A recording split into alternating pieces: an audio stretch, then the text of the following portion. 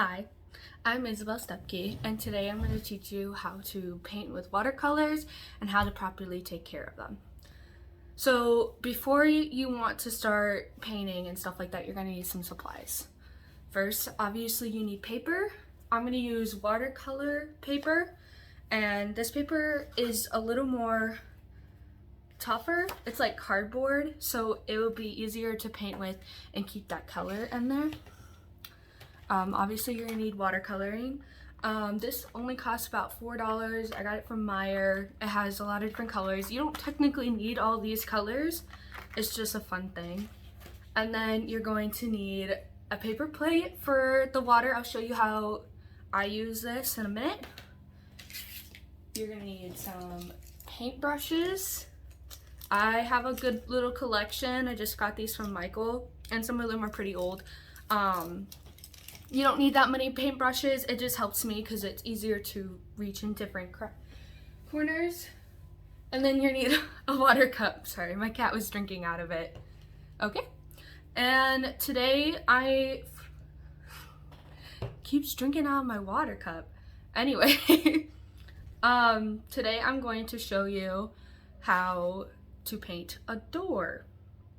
This is just something I used from a reference photo, which we'll see in a second. I didn't directly go off of the reference photo, but I just added a curtain, just a simple door. Shouldn't be too hard. Also, you're gonna need a pencil and you're gonna need a Sharpie. That is just to your preference though. I'm gonna use it to outline my drawing, so that way I can see it better. You don't directly need this. It's just easier for me. Okay, on with the video. So as you can see, I have everything set it up, and I'm going to start right away with my base color. So what I'm doing right now is that I'm grabbing water with my paintbrush, kind of scooping it, and then I'm going to grab the color I want. I think I want this guy to be blue, so I'm gonna grab some water out of my cup, dip it into my paintbrush, and I'm just gonna plop it down on the color I want. You can see right here, I'm just plopping water there. And then I'm gonna scoop that up with my paintbrush, just a little bit, and I'm gonna mix it into the water droplet I have in here. And I'm gonna use a different paintbrush to paint this. Let's see, I think I want this one. I'm going to put this paintbrush into water to make sure that it will apply, and then I'm just gonna go in and I'm going to place it here. It's supposed to be really light because you can always add more shading later on, but you cannot add a lighter shade after you paint. So after I have the base color down, I'm going to use the paintbrush I painted with the thing, and I'm going to wash it. Just gonna swirl it around. Usually you want a rag around you. I'm going to use the pocket that I use for my paintbrushes because that works well with me. And then I'm gonna go in and add some detail. So to make it darker, you're going to want to grab the paintbrush you've been using, dip it in water, and then you're gonna go in with the color you've been using, and you're just gonna swirl it around.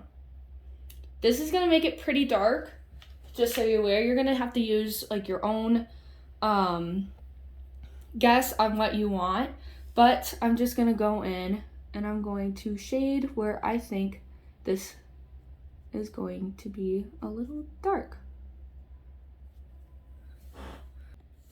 So as you can see here, I added some very simple details like some dark wood when it overlaps, stuff like that. It doesn't have to be too perfect. You're a first-time learner, and this is a very simple thing to do.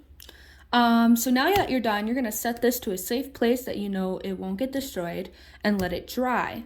I would not get it near water after that, especially if you're using Crayola watercolor. It could easily get messed up. And then I'm gonna show you how to properly dry your watercolors. Okay, so don't freak out. Sometimes you will get a mess like this if you are not paying attention or somebody's not properly taking care of the watercolors in the first place, but this is okay. I purposely messed this up to show you guys like a harder like way, like a bigger mess, because you didn't really notice one from the first painting. So I'm just gonna grab some water if the paint is already kind of dry, like so. Kind of just gonna place it down. Not a lot, just a little. That looks like a lot. And you're gonna dab with this napkin or toilet paper, anything paper like product, or even cloth if you want, but preferably some kind of paper because cloth can get dyed. So I'm just gonna dab it like so. It's gonna be a little bit messy.